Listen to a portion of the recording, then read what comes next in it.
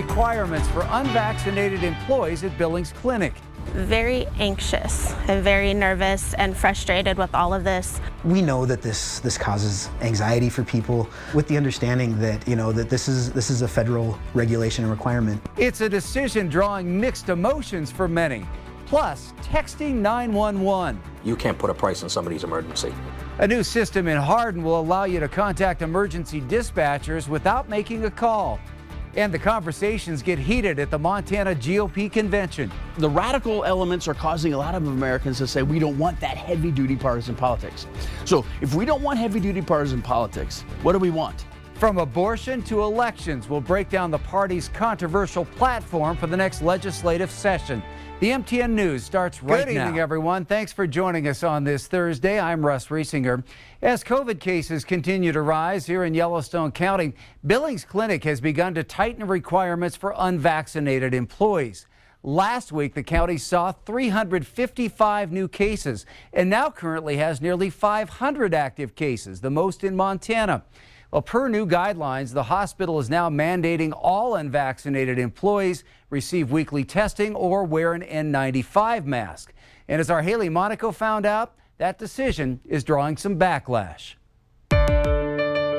Starting this week, unvaccinated employees at Billings Clinic are now required to either take a weekly COVID test or wear an N95 mask while at work. This new mandate has come with quite some pushback. There are fewer COVID-19 hospitalized patients at Billings Clinic compared to 1 year ago, but the controversy over COVID mandates is still front and center.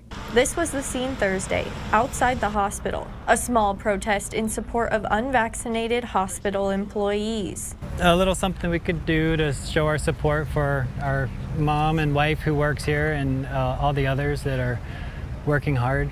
Andy Cummings' wife has chosen not to get the COVID vaccine, and she's not alone. While Billings Clinic won't say how many employees are currently unvaccinated, at one point last November, that number stood around 1,500 employees. At the beginning, it was very nerve-wracking to submit the exemption and to not know if I was going to be able to keep my job. Cindy Bieber received a vaccine exemption, but she's now nervous about the hospital's new mandates. I thought I was in the clear and was going to be able to work peacefully and not have to have the extra added stress of thinking about doing weekly testing. But officials at Billings Clinic say there's good reason for the mandate. This is a federal regulation and requirement that, that we need to follow to make sure that we can continue to take care of people.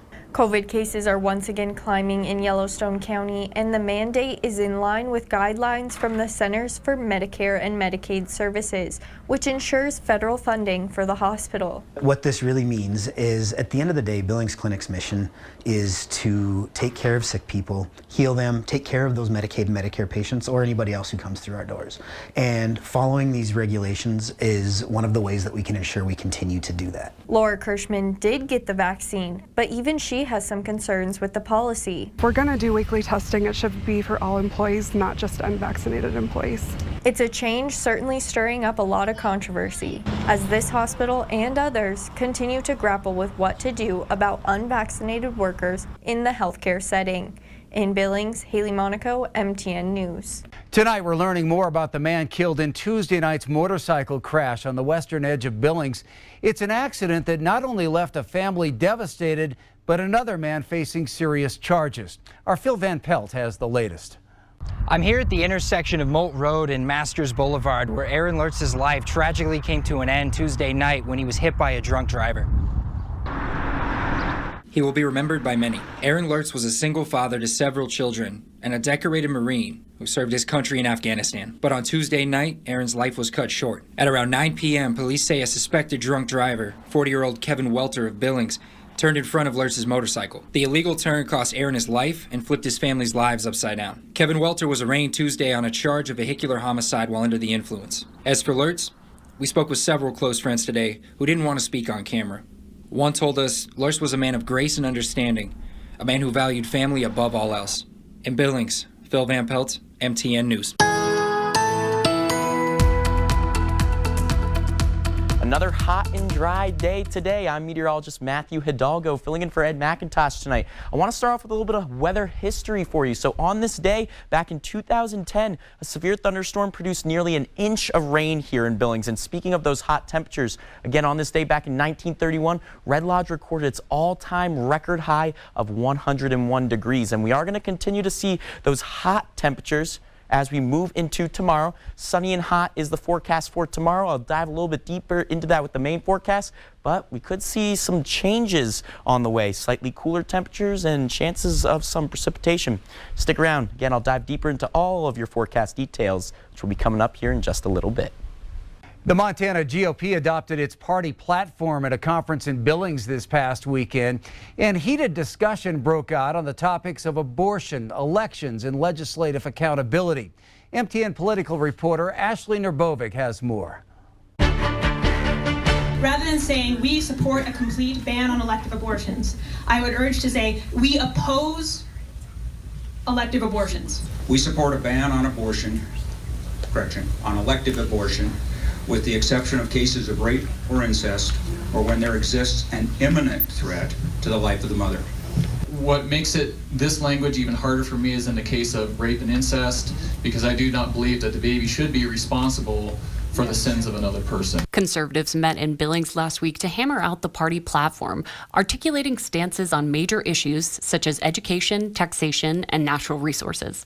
Next session, the platform may also be used to help create a scorecard for legislators, which would keep track of how Republican Montana lawmakers voted on major pieces of legislation. Representative Derek Skees was the champion of his accountability tool. However, proxy delegate Heidi Strager from Butte said the scorecard could stifle people with more moderate beliefs.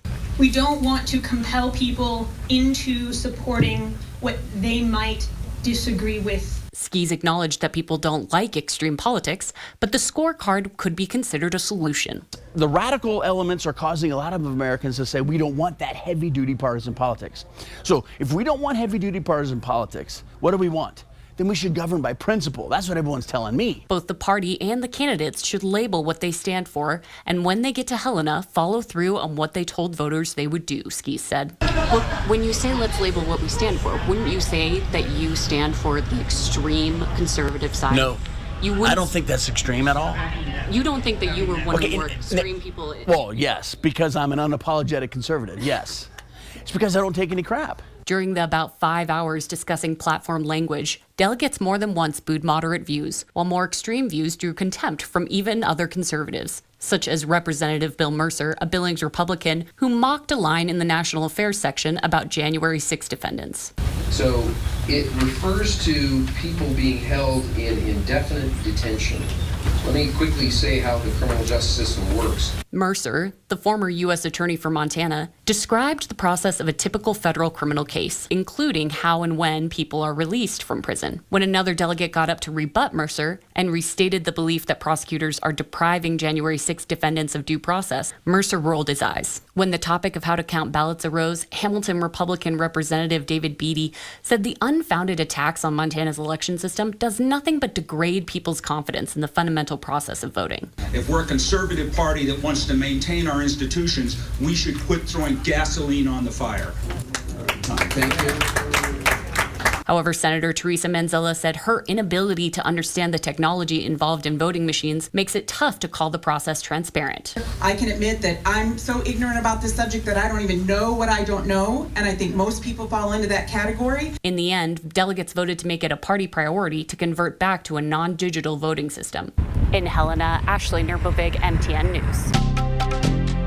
If you live in Hardin, there's now a much easier and perhaps faster way to contact 911 without even having to make a phone call. The service is already available in Billings, although you might not have realized it. Whether it's a domestic violence situation or a mass shooting, sometimes victims don't have the ability to make a phone call to 911. Through recent incidents around the country, texting might be a better way to contact assistance for help. The Hardin Police Department joins a growing list of Montana law enforcement agencies implementing a new program where residents can text 911 instead of calling. You just text your emergency, and if you can, give you a location. We'll receive the message, and a police officer will be dispatched to that emergency. The service doesn't replace calling 911, but gives citizens another option to get a hold of emergency services. The Hardin Police Department uses Public Safety Communications Center 911 INET to receive text. They receive the text, they notify the officer, and during the day,